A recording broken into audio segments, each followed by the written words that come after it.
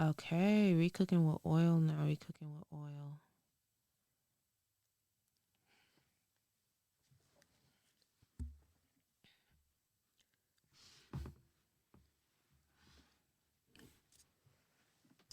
Right.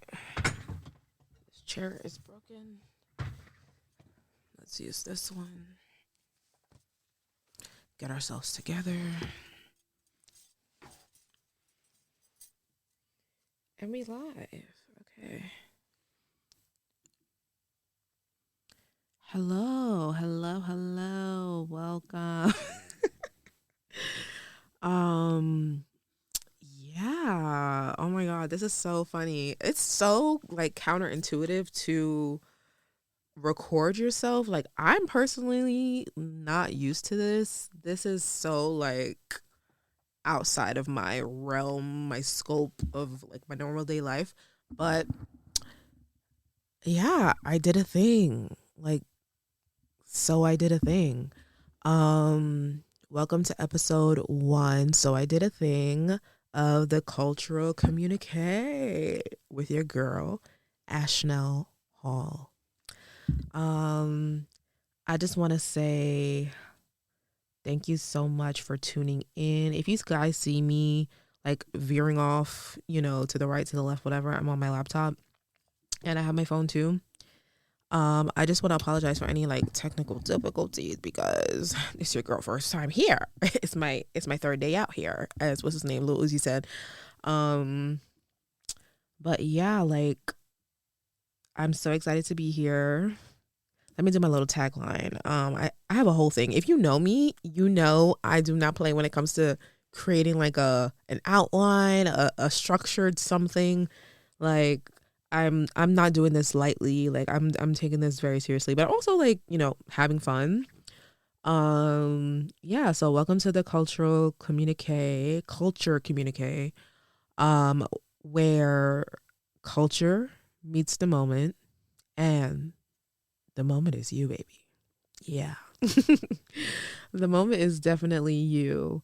So yeah, I just want to start off by telling you all about myself, and who I am, what my life is about, and why I started this podcast.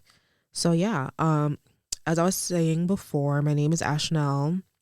I am a Brooklyn girly, born and raised.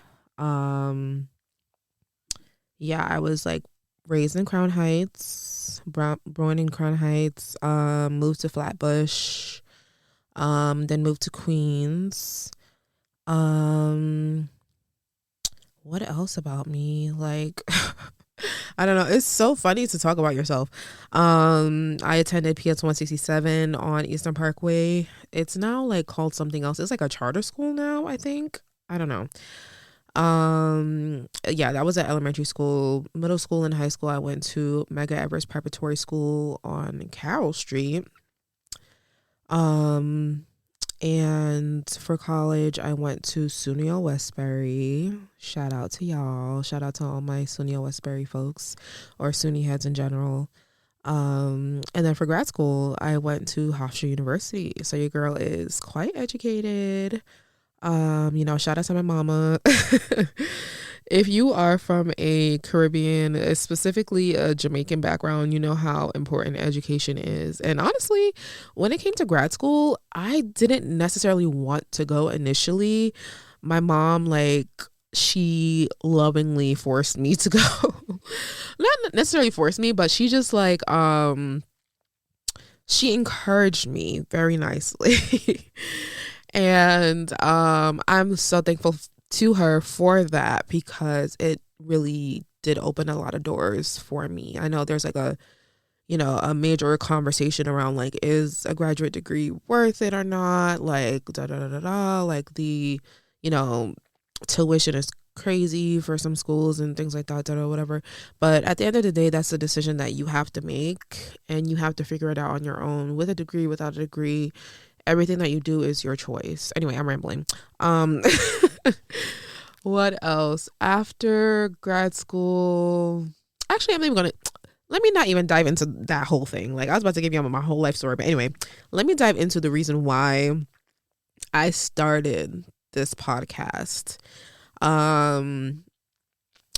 If you know me, you probably have told me, girl, you need to start a podcast, because one thing that I love to do is chat. My love chat bad.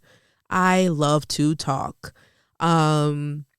Especially, I'm gonna shout out my girl Helena. Hey Helena girl. When I get my braids done by the ever so fabulous Slate and Braids, owned by Helena, me and my girl, we be chatting, and it's so funny. But yeah, like, I've always wanted to start a podcast. Yeah, like, I'm a podcast head. Like, I really listen to a lot of different podcasts. Actually, I really listen to a lot of like UK podcasts, surprisingly. I'm really into how UK folks, they kind of just like focus on the structure of the show, and they have an actual structure. I feel like a lot of like US podcasts, they just like come in and just talk, which is fine. But I like, when you can go to an episode and there's like, oh, today we're talking about this, or da da da da, and there's this segment, that segment, blah blah blah. And this being my first episode, I have some topics that I want to talk about. I don't really have that much of a structure right now in terms of like segment one, segment this, da da da da. But we gonna get there, y'all. Give me grace. We gonna get there. But yeah, like, I really wanted to start this podcast and like have real conversations about what's happening in the scope of like New York, Brooklyn specifically, conversations that we're having in Black culture, Black media. And I have a lot of friends that are like within the creative space, and I want to have them as guests on the show eventually. And I really want to talk to them more about how they got into their fields, like a lot of people are like pivoting right now. I myself am pivoting. I know I like spoke before about like school and things. Like, when I was in undergrad, I went for media and communications. Actually, I started off as a science major, and I did not like it, so I switched my major to media and communications, and I loved it. And then for grad school, I went for public relations, and by trade, I am a publicist. I do freelance PR. I also do write as well. And yeah, like, I'm just in a space right now of, figuring it out. And I feel like a lot of people are doing the same, and like, staying true to themselves. And I really love people that, really look at the qualities that they possess and the skills that they have and leverage it for different things. Like, I have friends that, write. I have friends that also do podcasts as well. Shout out to my friend Davon, and his podcast. I am so sorry. I definitely forgot the name of it. I know it's like something irresponsible. I forget. I'm so sorry. I'm not even going to do you like that. I'm so sorry, but shout out to him for like giving me advice on this as well. Yeah, it really is so great to have friends that are in different spaces and different realms and things. But yeah, like, I eventually want to get them on the show and like have like real discussions about like, the media landscape, the cultural zeitgeist, and what it's like to be a young professional and just a person out there in the world just trying to make something of themselves and like figure out their career path. But yeah, that's basically it. But yeah, today we are going to get into some things. We're going to get into New Year's resolutions. We're going to get into some Netflix shows, WAGs, young, famous, and African. I keep saying young, rich, and African. I don't know why I keep saying that. I feel like a lot of people do the same thing. But yeah, let's get into the first thing. New Year's resolutions, y'all. We're in January. First of all, January is taking bare long for done. Bare long. Like, it's been January for 2 months. What's tea? Like, we get it. Like, I mean, like, in general, I feel like I'm thankful in a way that it's kind of going slow, because I feel like last year the months were going by like they had somewhere to be. So, I mean, this time around, I guess maybe the months are going to take, longer, whatever. But anyways, January, there has been so many things going on, honey. So many things. It's like, as soon as the clock struck 12 for January 1st, we've been getting hit with things left, right, and center. But yeah, we're going to get into like, the things that have been happening in January. But yeah, at the beginning of the year, usually people, make mood boards, have a list of, like New Year's resolutions. They do dry January, blah, blah, blah, DDD, yada, yada, yada. Y'all know the tea.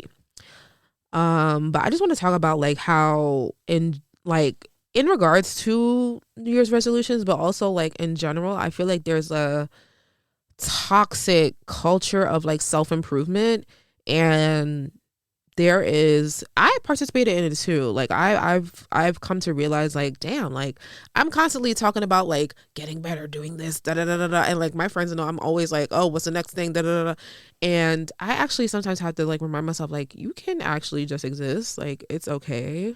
You don't have to constantly be on like, oh, like I need to do this, I need to every day level up, every day level up. Like in general, yeah, you definitely do, but it's like you also have to remember to enjoy where you are, because where you are right now is a place that you were praying for, like however long ago, and you don't even realize how blessed you are for what you have, or like where you are right now, until the moments have passed. So it's really important to just like sometimes just like give the self-improvement a rest and actually rest. It's really toxic, especially like on social media. Like you constantly see all these like workshops of this, that, like self-improvement, this is like, it's so many things, like, and there's so many different names for them. They're like, whatever, but it's just like it's a little too much, and it's a lot of pressure too. Like I feel like a lot of people, or just in general, like people benefit from your kind of like insecurity in yourself. You have to be well aware enough to know that, yes, I do want to improve, but also, again, well aware enough to know that like I do not need to pay $50 to go freaking make a mood board at this place. Like, no shade, no shade, no shade to the people that are doing it, but it's like people really I don't know, like people really feed off of like people's insecurities. Like it just is what it is. Like, even in the beauty industry, whatever the case may be, things like that.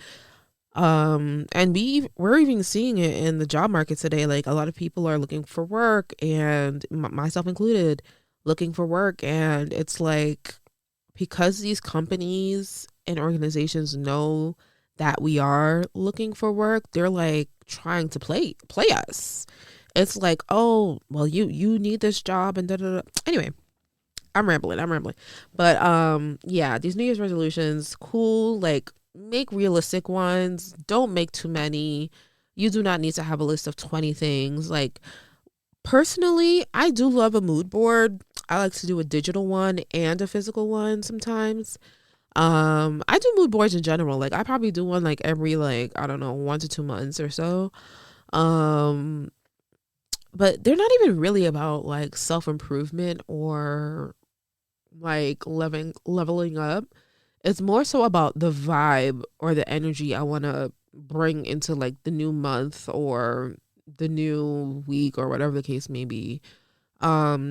it's never something like I must achieve. Like I definitely was doing that before, but like I feel like it's a little daunting sometimes. Like sometimes I just want to like just have a vibe. I want to make a mood board or make a resolution of how I want to feel rather than what I want to obtain, if you get me. Like, because I feel like a lot of the times with these resolutions, it's about like, you need this job, you need this house, you need this car, you need these clothes, you need this relationship, you need da da da da. And while those things in theory seem nice, you have to kind of like realize that those things aren't going to necessarily bring you happiness. It's about who you are in those situations, because you can have those things and still have a effed up mindset. You know what I mean? You can still have those things and not wholeheartedly be present in those moments to enjoy them. We see it all the time with celebrities. Like they have so much money, da da da da, but they be doing drugs, they be doing this because they're unhappy. They're not satisfied with their lives. They're crying on social media. They're doing too much. And it's like, us regular folk, it's like, we're not regular, we definitely not regular. But us other folk that are in those positions with the wealth and things like that, it's like, we're like, why are you sad? You have like how many millions? Why are you sad? Like, not saying that you can't be sad at all, but it's like you're depressed, like you're going through it. And it's like our minds is like, girl, get yourself a therapist and go shop or something, like, but yeah. Yeah. It's a little too much. It's a little too much. But yeah, anyways, I also wanted to talk about like in Brooklyn, there are so many. I don't know if you guys have been paying attention. Let me take these glasses off because I feel like there's a slight glare. Let me show y'all my face. But yeah, yeah, I don't know if you guys have been paying attention, but there have been so many places that have been closing recently. Lovers Rock. What else? Vine Brew. Vine Brew, they said something about like they had like a court, what was it? Some marshal or something. So like a marshal said they had to close until from sometime until April or something. So I forget exactly, but they have like a period of time where they have to be closed. And that's a little weird because it's like, what's the reason? What's the tea? Bunton's was closed, but it wasn't because of anything like financially, I believe, necessarily. They had a fire, unfortunately, but I saw on someone's IG story recently that they're back open. So I'm just like, yay. I'm happy that they're back open. Imani BK closed, but I don't know if they're under the same management, but it turned into like a different Caribbean spot. I forget what it is. I don't know. But yeah, there are a lot of other places. What was it? Rogers Garden closed or is closing. Yeah. But in the same respect, like there are some new places that are opening. There's this place that's right across the street from Cafe Azurli called Damballa, I believe it's called. It's like Dambella. If you go to Cafe Azurli's Instagram, you'll see it on their feed. But yeah, that spot is really cute. I went there a few weeks ago for an event through Wine for Me. It's like a curated wine tasting event. You should also follow them on social media as well. Yeah, it was really, really, really, really cute. If you're like 30 plus, not even 30 plus, 30 to 40, I guess. That's like a really cute place. Yeah, that's a really cute place. What else? The 7 is cute. The 7 opened like sometime last year, I believe, in 2023, I believe. So they've been open for like a year and change. Yeah, there are a lot of other places that are really cute. Oh, the Daya, the Daya. Um, that one is kind of deep. That one is like, I forget how far it is. I think it's like, yeah, it's like in Flatbush. Depending on where you live, but whatever. It's, in respect to where you live. But yeah, they're like, while things are closing, a lot of new places are opening too. But I just want to, like, can we just keep them all open? Like, yeah, but I'm like sharing these new places so that like we all can support. Like, if you know me, you know I do not play when it comes to like black owned businesses. Like, I will go there before I will go to anything else. Um I don't know, like I'm really big on supporting black owned businesses, supporting black people. And it's not even like I'm necessarily like I must like it's not like so crazy to that aspect, but it's like it's innate in a sense because like I'm really about my community. I want to be able to have something that, like a safe space. Like I want us to have our safe spaces. I want us to be able to say like, oh, like I remember when this year I went to that place and this happened and like, you know what I'm saying? Like those like stories, like when you're older, you can like tell your kids or something and the place is like still there and they can have their own experiences there. Like I really love those type of experiences. Um yeah, and I just feel like it really builds the community up. Like Crown Heights, Flatbush, Bed-Stuy. Those are like some of my favorite neighborhoods to be in.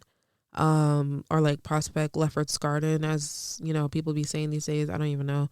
Um, but yeah, they're even trying to like rename Bed-Stuy these days. I forget what it's called. Like something where it's like a no ho no something. So I forget what they're trying to do, but they're trying to like rename it. I'm just like, please don't. Yeah, the gentrification is really out of control, to be honest. Like the gentrification is an issue when it comes to these businesses because they when people come in, white people, I'm gonna say white. I'm sorry. Like I'm sorry, not sorry. But when white people come into these neighborhoods, innately it changes things, regardless of if they are aware of it or not. It is not our business as black people to educate them on it, but they need to figure out like how they're going to, go somewhere else. Like, I'm sorry. It's like, white people have been living in Brooklyn for so long, like as well as this is not anything new necessarily. But it's just like in droves and like to come into especially when you come into a predominantly black neighborhood. There are other neighborhoods in Brooklyn like what are they maybe like Coney Island, Bay Ridge, I would say yeah, there's some other neighborhoods in Brooklyn, like do your research, that are predominantly white that I feel not necessarily that white people have to go to, but just like, you know what I mean? Like it's not going to be as damaging to that community as it is a black community because they're white and you're white, whatever. And this is not like a thing of like, white people can't live with black people or whatever the case may be, but coming into a predominantly black neighborhood and taking, opportunities in terms of housing from black people. And then also like when, I don't know if it's like the real estate folks or whomever, when they see that more white people are living in a neighborhood, they immediately want to change that neighborhood and get rid of the mom and pop shops. They want to get rid of all of these, black owned businesses to then make it, I guess, like, comfortable for them. I don't know, child. It's too much. It's too much. That could be a whole episode in itself. But yeah, I really think that we as Black people have to be more mindful and more intentional on how we support. I kind of want to put my glasses back on. They were cute. Hold on. Hold on. It just adds a little something. Am I bugging? It adds a little something, doesn't it? Okay. Anyway, um, but yeah, like, I feel like what's it call it? Yeah, like, as Black people, we have to be more intentional about how we show up in our communities. And I know a lot of people love to use this term, third space, as like a thing of, you know, I guess, like, solitude, or like a space outside of work and outside of your home that you can go to. And the term in itself, like, I understand why people say it, use it, and why people have coined it.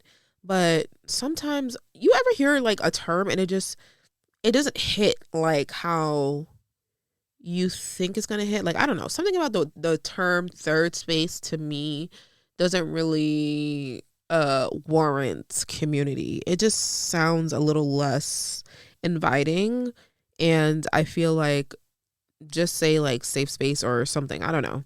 But anyways, that's just me being picky. I don't know.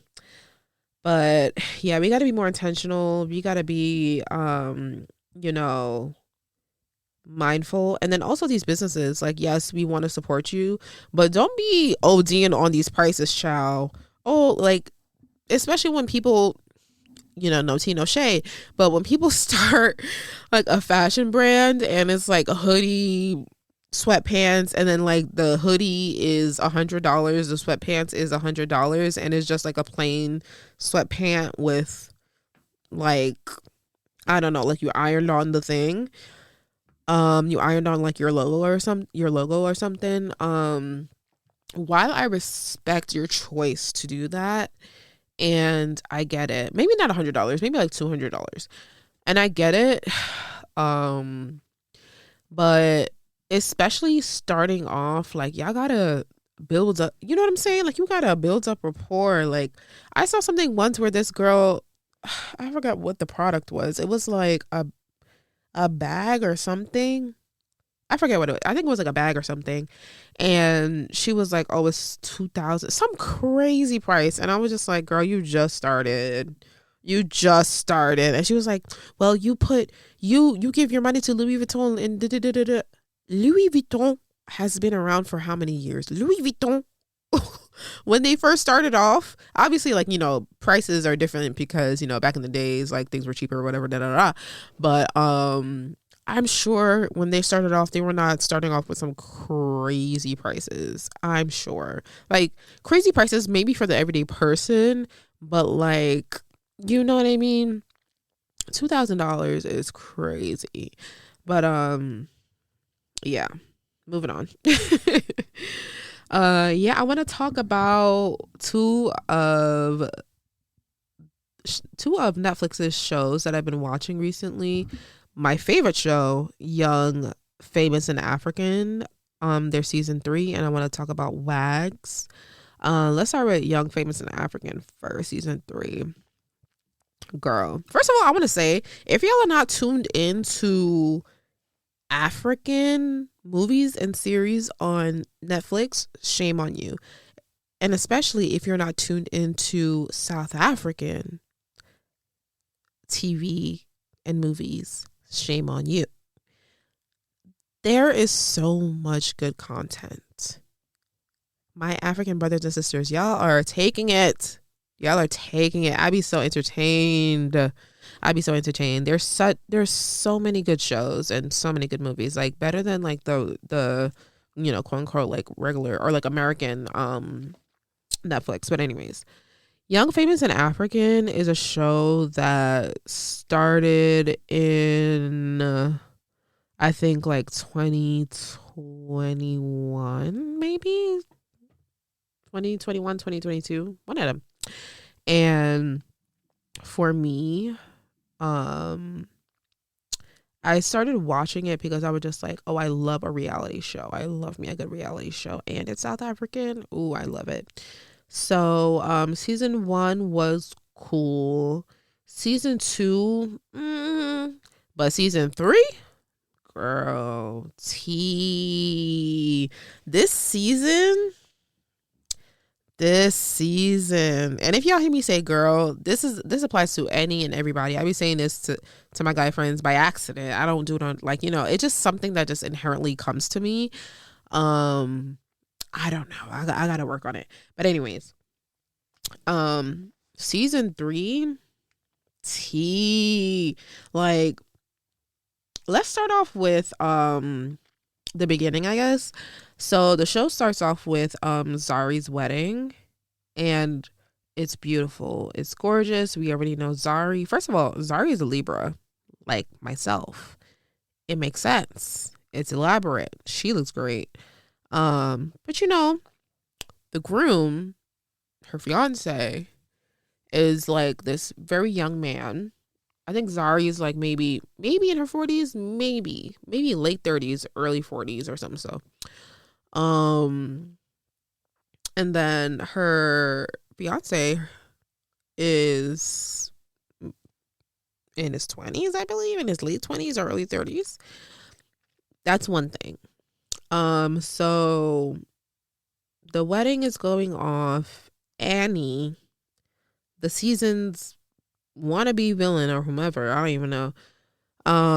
Annie is like, oh, I'm so surprised I've been invited, blah blah blah, d. Actually, let me say the actual cast first, because y'all probably like, who is what, who is who. Okay, so the cast for this season is Zari, Annie, Swanky, Nadia, what's her name? Fatima. I keep wanting to say her name is Fatima, but her name is Fantana. But I call her Fanta. Like, wanna Fanta? Don't you wanna? Anyways, the girls, I get it. Fantana, Diamond Platinums, DJ Naked, Kaylee, Luis, who else? Did I say Kefule? Kefule is a new addition to the cast this season, and then another new addition is Indy or Inni. I forget her name. Sorry. So yeah, and then like this season we don't have Andle, and we don't have Connie and Bao. But Connie, she does pop in for like two seconds in 2 separate episodes, which was so random. I'm just like, girl, if you want to be in the show, just be in the show. But I don't know. Anyway, so yeah, it starts off with a wedding, blah blah blah. Zari, she's beautiful. Her husband is really young, and Annie is like, girl, whoa, her husband is so young. First of all, Annie, she's already starting off the episode. She's saying like she's surprised she got invited. I am too. But then she's also saying that she got beef with Nadia because Nadia said that her and Annie aren't friends, which I don't understand. Like, are you 2 years old? Like, why do you care if she thinks of you as her friend or not? Like, why is that so important to you? It's not like you all knew each other for so long, or like you guys shared like very, like intimate moments with each other or something like that. Like, girl, why do you care? You too grown for this. Move on. But anyways, yeah, she got beef with Nadia. She's so surprised that she got invited, whatever. At the wedding now, Zari's coming down the aisle, and the fiance comes down the aisle, and here's Annie. Oh my God, he's so young. I'm just seeing the groom.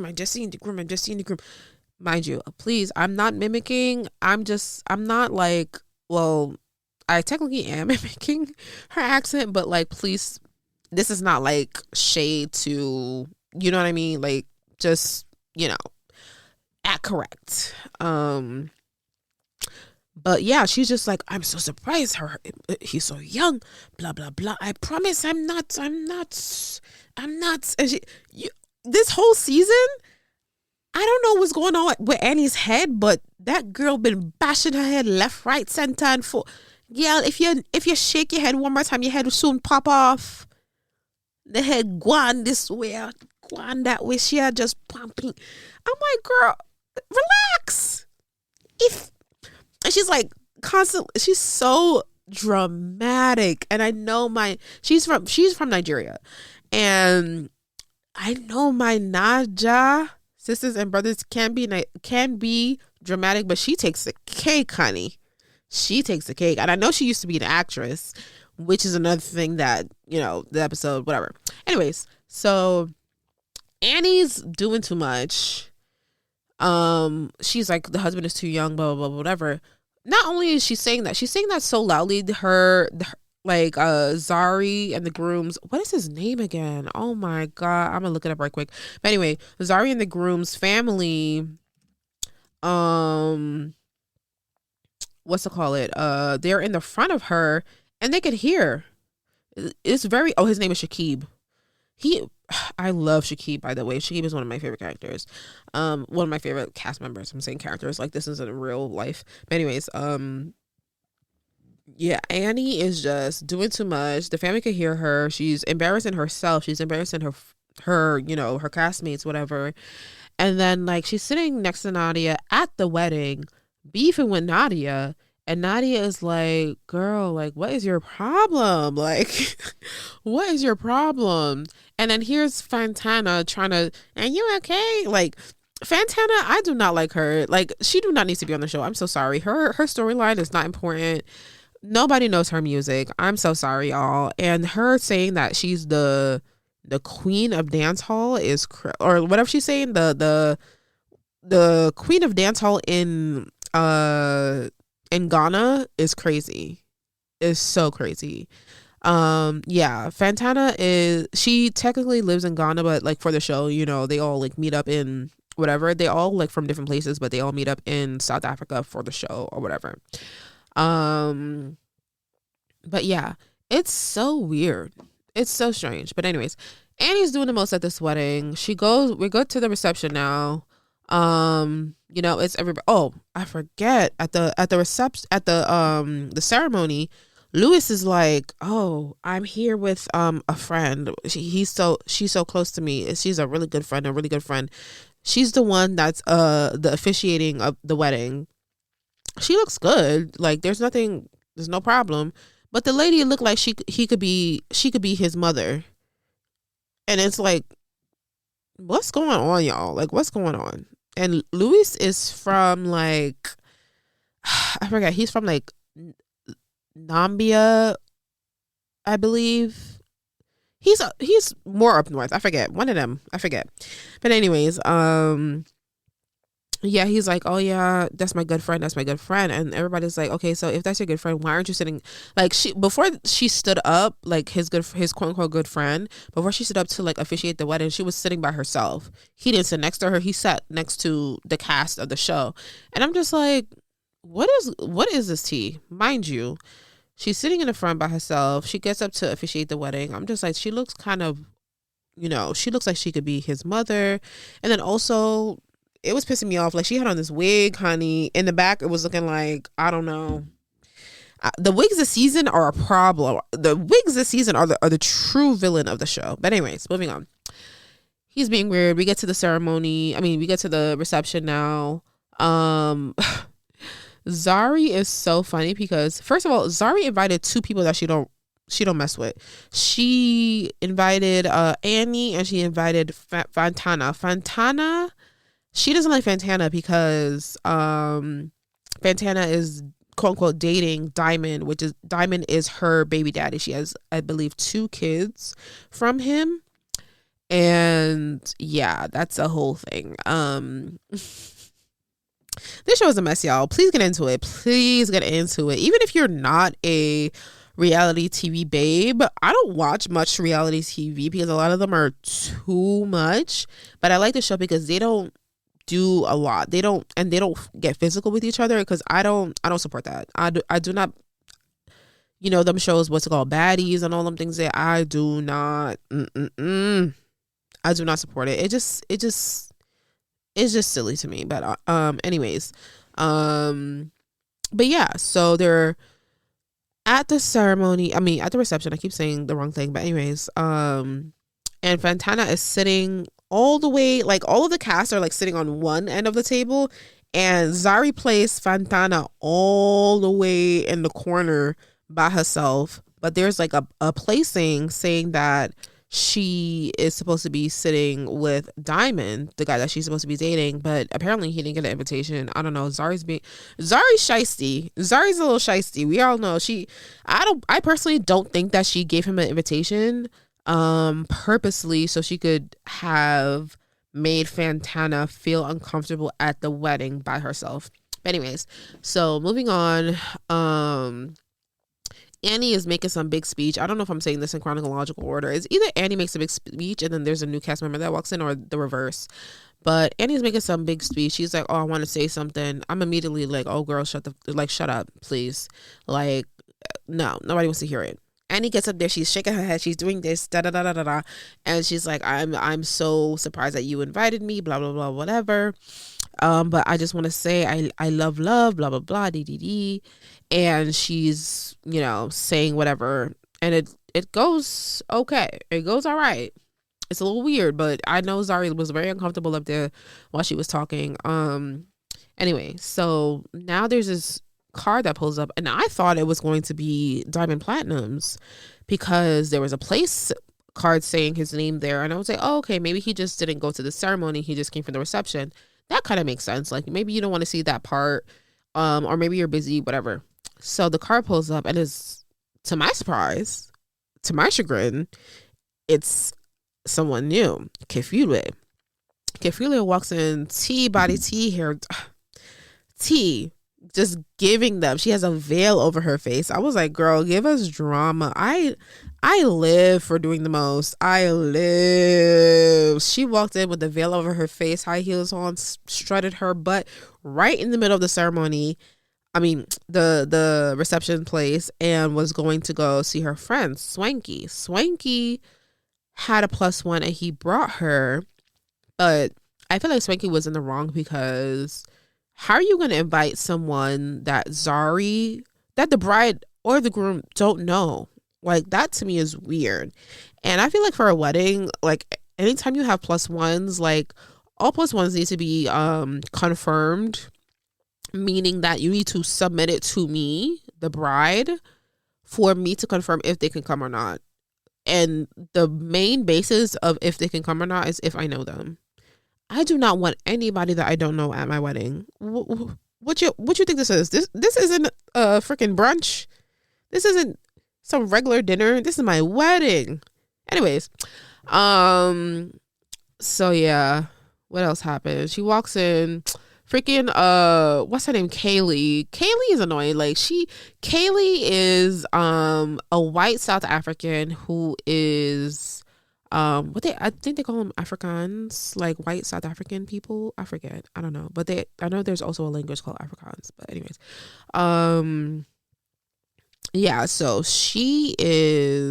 Kaylee is the girlfriend of Naked DJ. That is his name.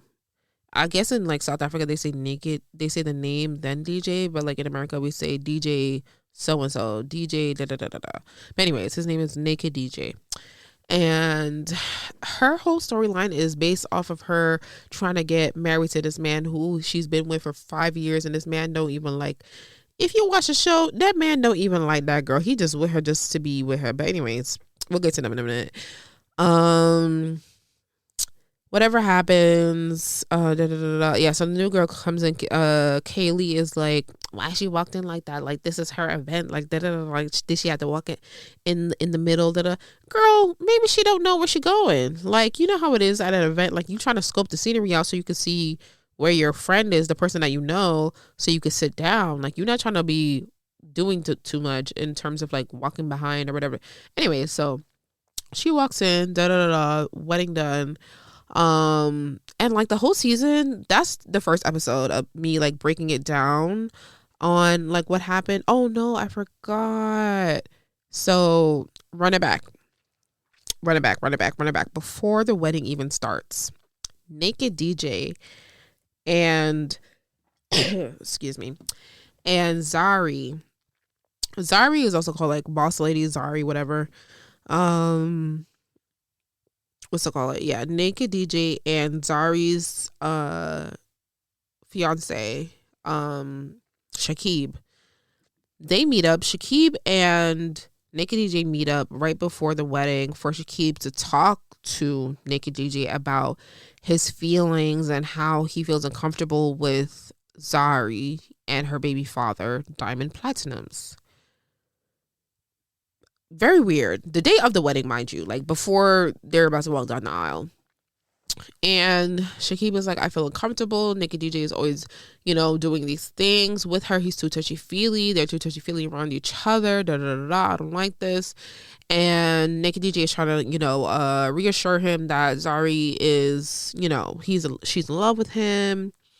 She has no other eyes for anybody else. It's just him, blah, blah, whatever. But Naked DJ, in his mind, he know damn well that freaking, what's his name? The baby daddy be doing too much. But anyways.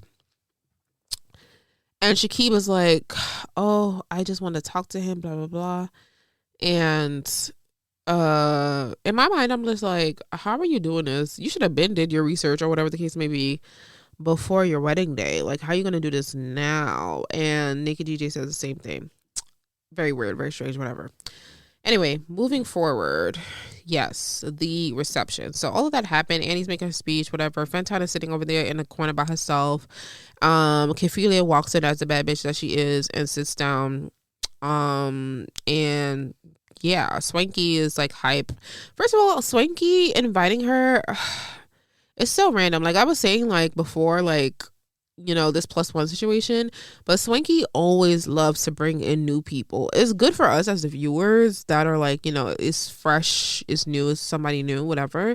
But like as a cast member, it feels like, because especially last season, him and Annie were going at it, and I feel like they're still not friends or whatever, but it's like he is constantly bringing somebody new to like fill that void, I feel like. But anyways, that's the first episode that I'm like gonna go in depth into, but I'm gonna give you a synopsis of like the show in general based on each character.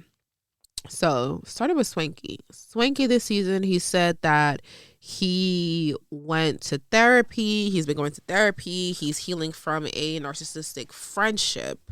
And I just hope that he also realizes that he is a narcissistic part in that friendship as well as the other person, in reference to Annie. Him and Annie last season were beefing because, what was it again? What's it called? Annie was mad that he threw an event that they were supposed to do together. And then Swanky was upset with her because he was on a call with a mutual friend that she didn't know that he was on. And she was talking shit about him on the phone to their mutual friend. And she's denying it to this day. So this season now, Swanky is like, I'm taking it easy. I'm not doing too much, whatever. He's just basically chilling for the most part.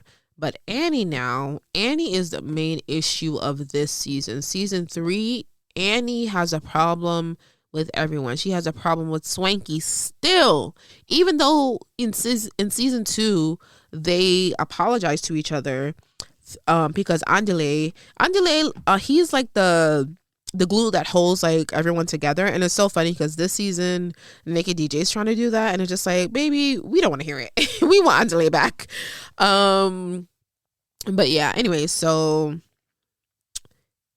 yeah, Swanky is chilling. Annie is doing too much. She got beef with Swanky. She got beef with Nadia. Who else she got beef with? And I think Zari too, a little bit. I forget what it was for.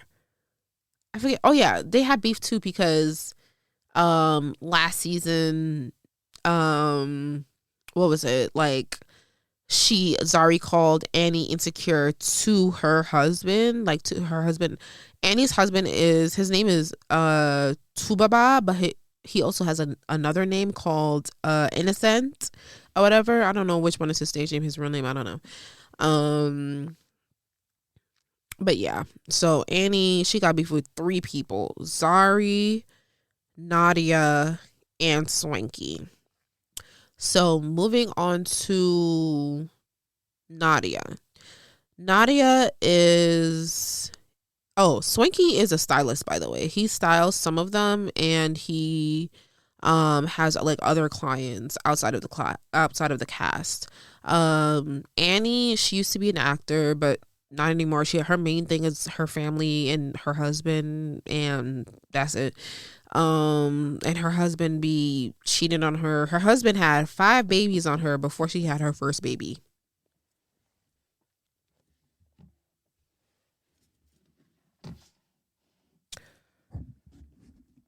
Her husband had 5. Uno, dos, tres, cuatro, cinco. Un, deux, trois, quatre, cinq. Yi, san, su, wu. 1, 2, 3, 4, 5 children on her before she had her first child with her husband. Her husband. Right. But yeah, she needs therapy in general. She needs help. She needs to, yeah. What else? Annie. Oh, Zari. Yeah, I told y'all about the baby daddy. What was his name again? Diamond Platinums. They got 2 kids together. The whole thing is that they still love each other. Blah blah blah. Like Diamond Platinums, he's a playboy, whatever. And yeah, I guess, I don't know. I feel like is a person that is like very big on how things appear.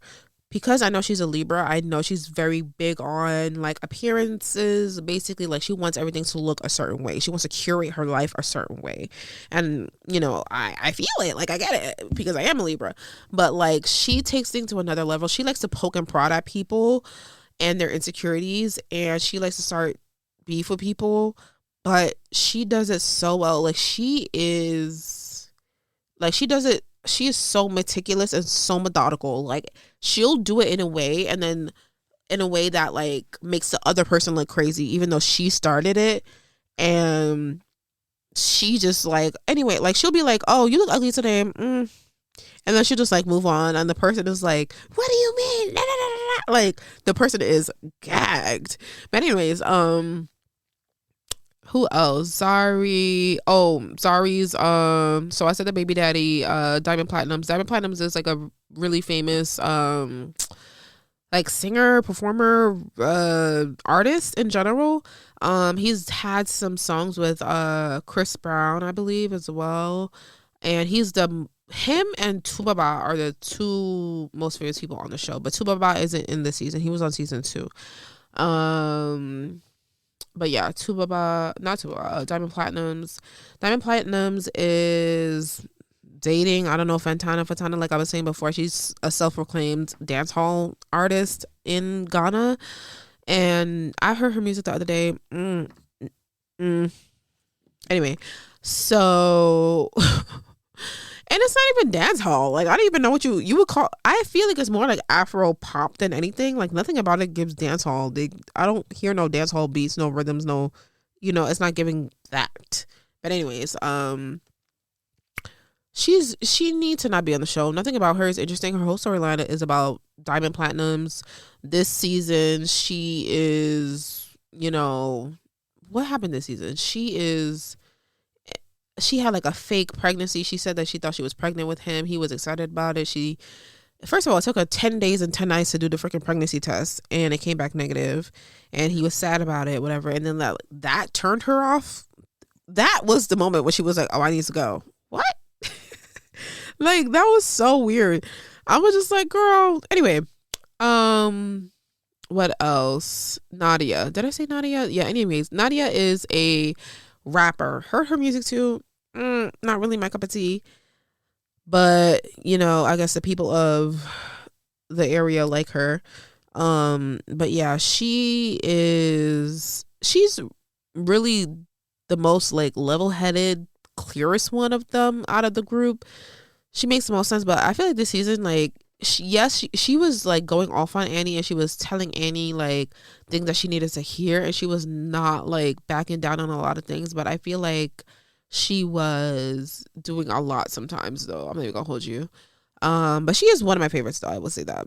Unfortunately, we learned this season that her boyfriend, of like a few years, got shot and he died. So she was like dealing with that, and that was like the main thing between her and Annie, because Annie was going through something. Annie always got a scandal. Well, not her personally, but her husband Tubaba always has a scandal going on, and she's always going through something. So Annie's excuse to why she's treating people badly is because she's going through things, and she's blah blah blah, and Nadia's like, girl, shut the hell up. I'm going through the most. I'm going through the most right now. My man literally was killed, murdered. And you don't see me over here tweaking off on people, but I must give you a blight because what? Your husband is cheating again? Your husband been cheating. You met him cheating. Like, what you want me to do? But anyways, who else? I already said Nadia. Also, this new girl, Kafule, she is that girl. Her and Swanky are friends because I think like they have worked together. He maybe has styled her before, but they were both awarded GQ's best dressed in Africa, like GQ Africa, I believe, or something. I forget. Anyway, somewhere over there in that hemisphere. So like, yeah, I guess like they bond over that or whatever.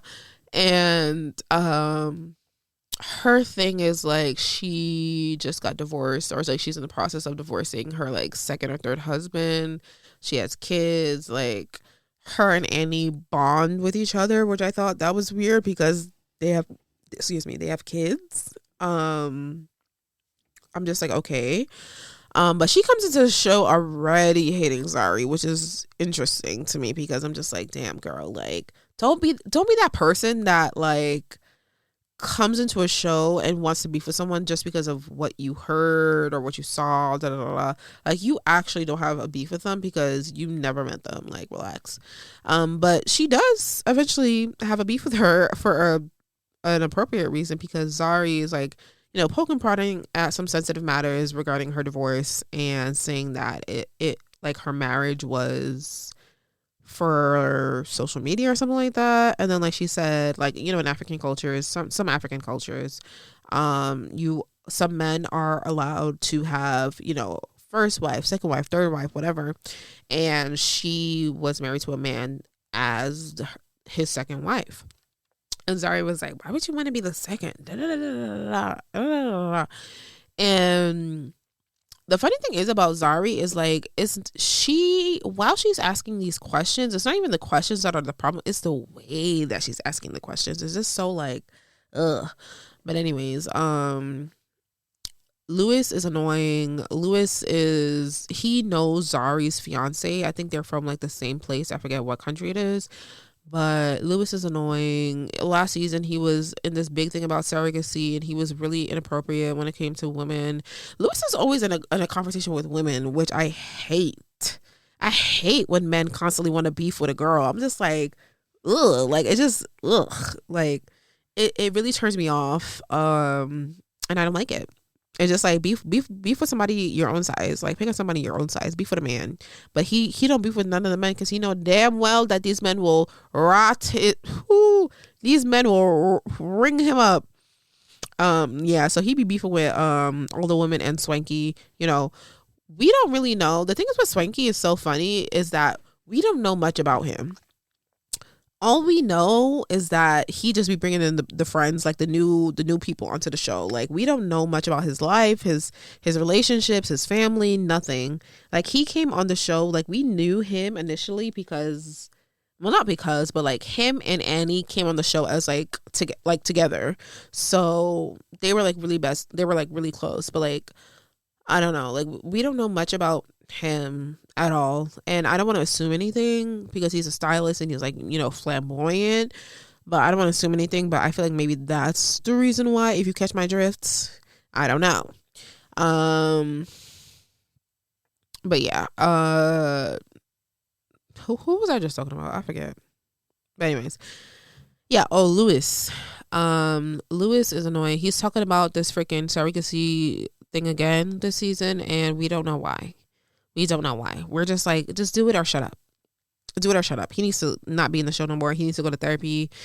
His thing is that he was like excommunicated from his church because he was on he was on Big Brother South Africa or something like that. And he had sex on the show.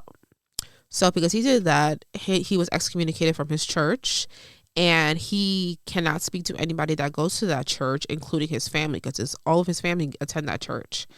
So this season we get to see some of his cousins. I don't know if they attended that church or whatever, but we get to see them. They talk about how, he needs to go figure out a way to make it up with his family, blah blah blah. And Lewis is like, no, I just want to focus on the surrogacy thing, whatever, which is so weird. It's just like, the last season was shot maybe like 2022, 2023, and we in a whole new season, and you still talk. Do it or shut up. Do it or shut up. We don't want to see it no more. I don't want to see it. So yeah, he's doing it, and he's asking Shakib to like help him, I guess, like screen the girls or something like that. Like he's like basically having like an interview session with the girls, like trying to figure out like who he's compatible with or who is like down to do it. But it seemed more like speed dating to me, because even Shakib said like he's afraid of girls or something. Like he can never do something by himself as a man. Like he always got to have somebody there to for support, moral support. This is such an intimate thing. Like I don't think you really need, like, the only person you need to be there is a doctor, which is something that I don't understand. Like this man always wants somebody else in his business, and I'm just like, what's wrong with you? So they're doing the screening, whatever. He also asks a new castmate, Inni. Inni is an actor. Yeah, she's an actor. She's a very popular actor in Nigeria. She also knows Annie. She said that they are from the same village, and she considers her a sister, which I thought was really nice. I thought they were gonna be like cool this season. I thought it was gonna be real cute for Annie to finally have someone that she could like ride with. You know what I'm saying? That could be her girl, real friendship. And I was excited for her because I was like, okay, she needs to like calm down. Annie needs to like relax, but it doesn't end up being that way, but we gonna get to that. What else happened? Yeah, he ends up bringing Indy there under false pretenses, by the way. She doesn't know what's going on. She just thinks that they're just out to have like lunch or dinner or something. And here's Lewis. He's like, oh, I want you to help me with this surrogacy thing in terms of like, helping me find the women. And she's like, what do you want me to rate these women? Like, what are you talking about on a scale of like 1 to 10? Like, basically, it's very like degrading for her to be there. It's just very weird as a woman to be like, oh, are you fit? Are you not fit? It's very weird. She felt uncomfortable. She felt it inappropriate. And instead of Lewis being like, I'm sorry, oh my god, like I apologize, you're so right, like he wasn't really apologetic, but he was like, oh, you can go, like trying to dismiss her, and she went off on him. I was like, yeah, girl, because he doesn't even know what, especially when it comes to women and you're asking about that, like you don't even know what she's been through, whatever. At some like beach party later on in the series that Nadia has, like she's like telling him like, I had a miscarriage, I had like issues with like getting pregnant and this is that, and like it was inappropriate of you to ask me that, like you don't even know, and yeah, I think they made up at that beach party or whatever. It was interesting. Was it the beach party or was it the place? I forget. Anyway, yeah, who else is on the show? Diamond Platinums is still playing Fantana. She's stupid. She's like, oh, I'm playing him too. No, you're not, girl. You're dumb as hell. Who else? Yeah, Kaylee and Naked DJ. Kaylee is like a a soccer player, football, and you know that they call it in the rest of the world besides America. Um, yeah, Kaylee is like a football player, I believe, and yeah, Naked DJ is a DJ, and their whole plot is that she wants to get married, and he is scared of getting married because he was married before and he is divorced like 2 times or something like that. And he's like, oh, I don't want to be married to get divorced. If you don't want to marry to get divorced, then don't get divorced. It's really that simple. It's really that simple. You're making it so hard, and like these issues that you have right now are going to be aiding in your issues later that may lead to divorce later down the line, rather than you being happy now. Anyway, I'm rambling. But yeah, child, this show it's too much. Anyway, we gotta move on. Watch the show. Tea, drama, shade, all of it is very juicy. But towards the end, I will say there were some elements I didn't like, especially with the new girl, Kafidwe. She and Zari get into it, and she picks up a drink to throw it at her, which Shakib, Zari's now husband, intercepts it, and he's like, girl, no, which I love. And what else? Yeah, I didn't like that. I don't like shows that get physical, because I'm just like, girl, it's too much. You too grown. Like you weigh, like you're like 40 something, please. What else? The series end with Swanky still going off on people for no reason. He was in a fight that had nothing to do with him, like a verbal situation that had nothing to do with him, and that was stupid. What else? Yeah, Annie, she ends up like saying that she needs to go home, blah blah blah blah blah. She was like, oh, you just sat there, like some argument where someone had a dinner, and it was Diamond Platinum's dinner, and she's going off on Zari and Nadia, and Swanky's just sitting there. She's looking at Swanky. She's like, are you not gonna help me, blah blah blah blah blah. And he was like, help you, girl, I got beef with you too. Like, because the whole season she was talking ish about him. She was talking bull about him the whole season. And she met with Fantana. Fantana was brought to the show through Swanky. You know, Swanky's the one that always like introducing new people for the most part.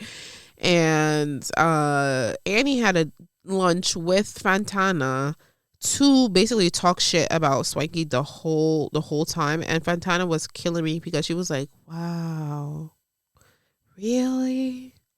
That's crazy. And like Fantana and Swanky are tight, they're close. So I'm just like, I don't know why the heck Annie would say that. Maybe she did that on purpose to like create drama. I don't know. She seems like she needs help, like for real. And she's like, oh, Fantana, you told him to. Anyway, watch the show, man. Watch the show. It's too much. I could say more, but I don't want to give it all up. It's a lot. But anyways, I want to talk about W.A.G.S. W.A.G.S is a show that has come out like last week, I believe. Like it came out the week of January 24th, and W.A.G.S is a show based in it's called W.A.G.S to Riches. I keep saying W.A.G.S. W.A.G.S to Riches. It's, you know, play double entendre. What's it called? Play on words, like rags to riches. They are the wives and the girlfriends of famous athletes and rap stars, but these stylishly smart wags call the shots in this reality TV series. So, yeah, like they're based in Miami, I believe. Miami. And it's just about like, what is it even about for real? Like now that I think about it, what is it about? Like now that I think about it, I don't even know what the heck it's about, child. But yeah, I'll tell y'all who is in the cast. So the main person is Sherelle Rosado. Sherelle was previously engaged to a former NFL star Chad Ochocinco Johnson, but on the show she's engaged to him still. But in real life, I like looked it up. She and Chad broke it off in October of 2024. She is the founder of her own multi-million-dollar real estate agency. And her big thing is that she's a boss. She's a boss. She's a boss. She's a she's a boss. She's a boss, and she puts on for other people. She does what she does. She was also on a show. She was on a show previously on Netflix that was, highlighting her business. It was called Selling Tampa. It was from the series from the series of, Selling Sunset, Selling the OC, Selling New York, blah, blah, blah, blah. Selling New York is really good too. Get into that. But, in the show, she's a mean girl. She's annoying. And she think that she is too good for everyone else. She don't want people in her circle based on off their reputation, but she has her own reputation that isn't pristine. Who else is in the show? This girl, her name is Miranda Johnson. She is the youngest member of W.A.G.S. She is the girlfriend of rapper Kodak Black, which in itself is problematic because we all know the allegations around Kodak Black and the R word, R-E, you get it. She has 2 kids from him, and she is also a realtor working under Sherelle at her agency Allure. And she's also a rapper herself. In the show, she doesn't really pop up with the girls too much because she literally just had a baby. And, she's dealing with postpartum depression, what it seems like postpartum depression. But she's not calling it that. And she says that she feels like she doesn't really need to go to a doctor to see about it. But yeah, she doesn't really pop out much, but when she does pop out, she's really calm, really chill. She's just a sweet girl, but she does get herself into trouble. She's fighting with girls that are trying to be with her man, and she's breaking windows, I bust the windows out your car. She's on her Jasmine Sullivan-ish, and I'm just girl, aren't you supposed to be a freaking real estate person? You a real estate person and you trying to rap too. You supposed to be getting yourself together. And it's so funny because it's while Sherelle is oh, she's so big about her image, whatever, she is perfectly fine with Miranda, who is, stirring up shit, whatever, getting into physical altercations with people. The girl literally went to jail, and it's she's very I don't know, Sherelle, she needs to figure out her situation because it's not about image, it's about who you want to pick and choose, and we're gonna get to that in a minute. So that's Miranda's whole spiel. There's Ashley Wheeler, who is married to an ex-Miami Dolphins football player, Philip Wheeler. Ashley is a dedicated mother of 2 boys. She is happy to be the house husband. What? No. Oh, he's happy to be the house husband. He likes to, take care of the kids, while she is working. She has joined Sherelle's brokerage as a top earning agent alongside Miranda. And she works with several high profile celebrities, including Tiana Taylor. Now let's get to my girl. Well, actually, before we get to my girl, Ashley Wheeler, I don't really understand her purpose in the show. I feel like she is a mean girl too, like Sherelle, and she's one of Sherelle's little minions, which I don't like. Yeah, I don't know. Pretty girl though, pretty girl. Beautiful gowns. My favorite girl, Alexis Welsh Sotomayor. She was previously married to basketball legend Olympian Amiri Sotomayor. Alexis is adjusting to life as a divorcee. She's creating her own legacy, by expanding her real estate portfolio. She's also into like charity work as well, but now she's embarking on a new chapter while co-parenting her children with Amari, which they also share a Jewish faith, which I thought was interesting because they also lived in Israel as a family together while she was married to him. She is a partner in a cannabis company, which also tells me a lot about her because she's just so chill. She's so calm. I love her. And she is a tech angel investor and podcast host.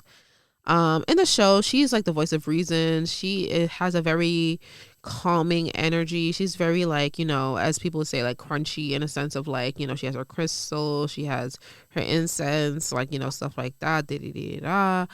And unfortunately we don't get to see we don't get to see any of her like business deals or anything like that. Like we don't get to see her as like a career person, but we see her in her like love life and her dating, which was nice, and her giving like advice to her friends and such. Next is Portia Barreto. She is married to a retired world champion boxer, Andre Barreto, for the past 5 years. She is a real estate agent. She's also running her own lifestyle empire, Bad Bitch Good Mom. They moved to Tampa from Beverly Hills, and she works under Sherelle or with Sherelle at Allure. But she wants to relocate to Miami, and she has kids with a baby on the way. She's another one of Sherelle's little minions. I don't like it. Again, beautiful gown. She's very pretty.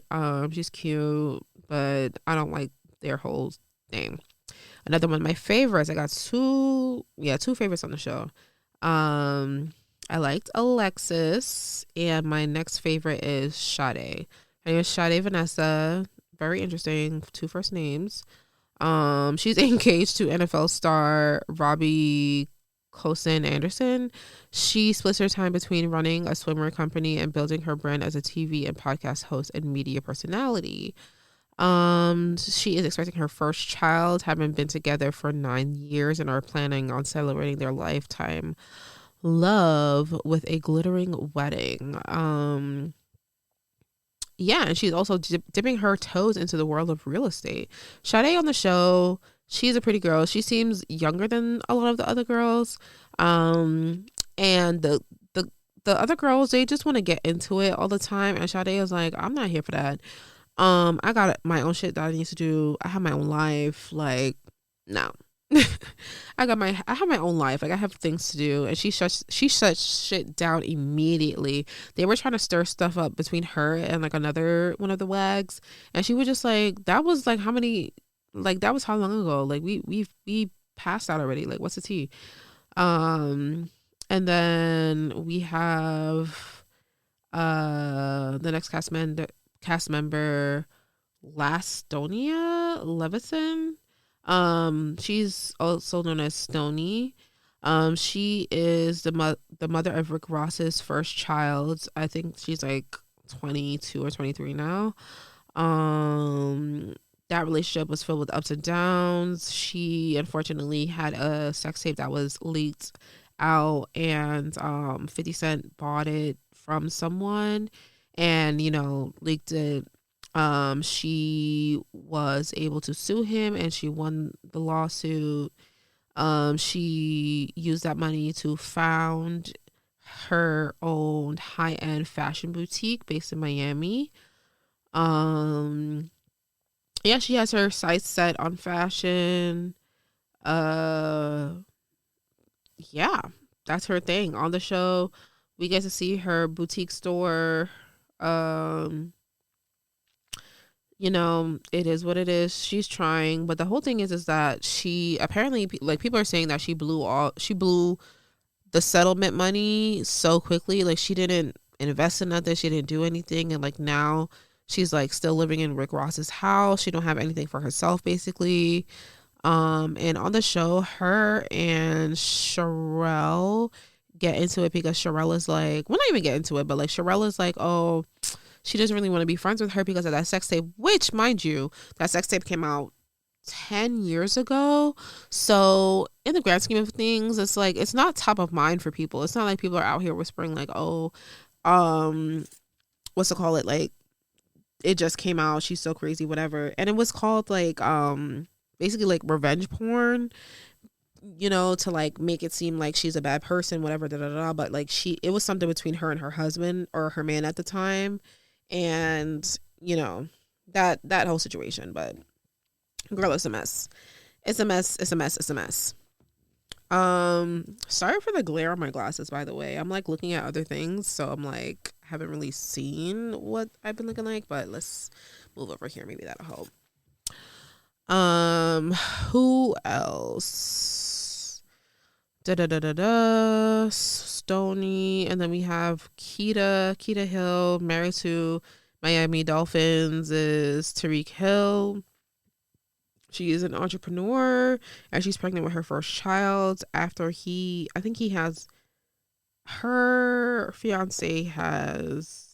husband has, I don't know, like 5 or 10 children. I forget what it is. And she's having her first child. I forget. Crazy. What is it? She's launching her own business, blah, blah, blah. I feel like she don't really need to be on the show. She's kind of boring. And then lastly, we have Jules. Ciao. Jules is the villain of the season. Jules is definitely the villain of the season. She is Puerto Rican and something, and like Irish or something. I forget what it is. But, you know, her appearances make it though that she looks like she's white. Phenotypically, she looks white. Okay? She does. She's known as Yes Jules on social media. She is a marketing maven and the ex of NFL player Duke Riley, with whom she shares a daughter. Growing up in foster care, Jules was determined to make a name for herself and her community.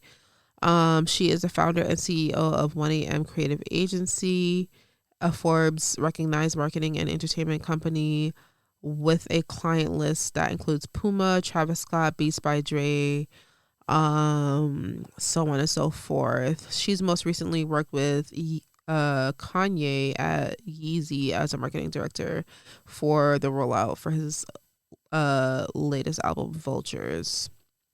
In the show, she is seen as a culture vulture. She was known for like posting a shirt that said like the N-word on it or something, and she like was trying to make light of it, like, oh, should I wear the shirt? She gets into a fight with a black girl, and then like in the like a physical altercation, which I don't like. And she, in the fight, like at the end, she's like, oh, and she's like, that's why I got real hair.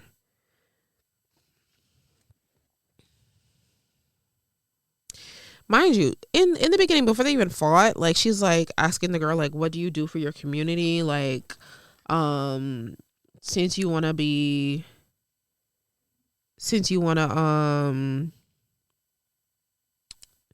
sorry, I'm like looking at my phone for a second. But yeah, she's like saying things like, oh, she wants to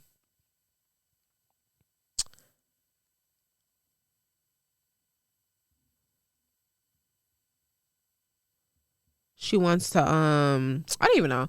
Basically, the girl is a culture vulture. She be doing too much. She's problematic and she needs to go. She be doing too much. And then like the people are trying to like tell her like, girl, you need to like relax. Like, you're doing too much. Everywhere she goes, she's pulling up like with such an aggressive like attitude, and people are like just like calling her out on it, which I think is like kind of funny though, because it's like, while especially what's her name, Sherelle, is like calling her out on the stuff, and it's like, you want to see that in her, but you can't see that you're a mean girl, and it's so funny. But anyways, watch the show, y'all. It's tea. Yeah, lastly, before I go, I just wanted to like recap on like all of the things that have been happening from like December, like late December until now. For me, if you know me, you know I love Vybz Kartel. Say what you want, whatever, leave me alone. I love Vybz Kartel down. I love Vybz Kartel down. And he was released from prison in, was it November or like early December? And he was locked up for 13 years, I believe. And to me, growing up, like Vybz Kartel was and still is such like a staple in like Brooklyn culture. So to me, like that's just someone I just grew up on, like, you know what I mean? So like after he got released from jail though, he had his Freedom Street concert where he brought out celebrities like Skilly Bang, brought out Spice, of course, brought out Lisa Hype, brought out his son Little Vibes, and so on and so forth. So this man, ever since he came out, he's been working. He's reformed, okay, y'all. He is donating money to schools in St. Catherine, Jamaica. And he's also working on, apparently, like he's working on his visa to come to America to be on Eastern Parkway for Labor Day. He's also going to be, he confirmed this, going to be at the UK festival Wireless, which is UK's biggest festival. And so on and so forth. Like he has been working, but I'm telling you right now, if he's going to be on Eastern Parkway for real, like if he's really, really, really going to be on Eastern Parkway this summer, I'm excited. I'm really excited. I'm going to be there, but I'm like also like, damn, it's going to be really crazy. It's going to be crazy.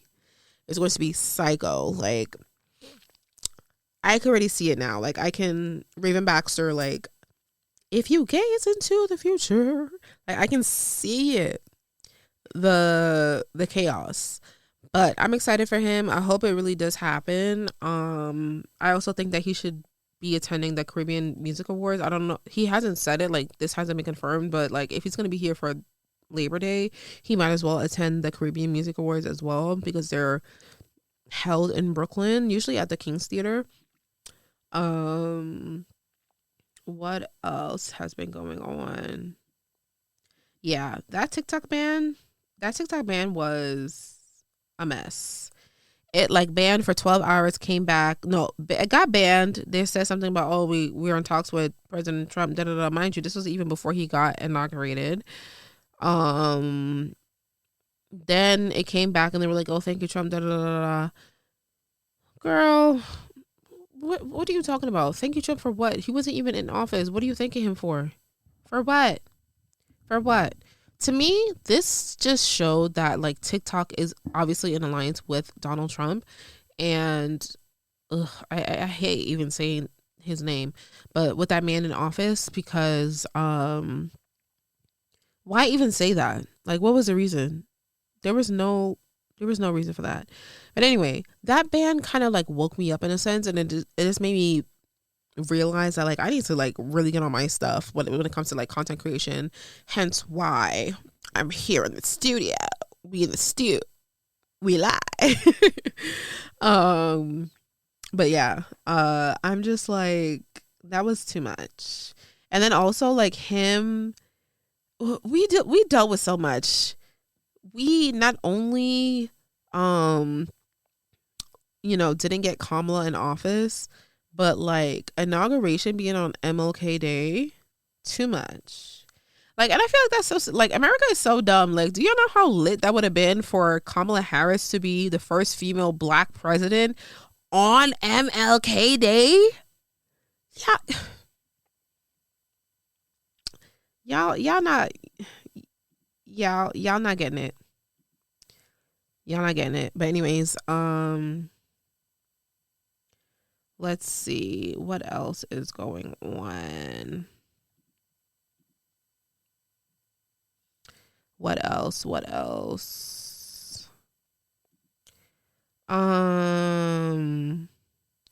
Yeah, I feel like that's it, honestly. I think that's all I'm gonna talk about this episode. It was kind of long, kind of all over the place, but who cares? It's my show. But yeah, I just want to say Thank y'all so much for tuning in. I want to say,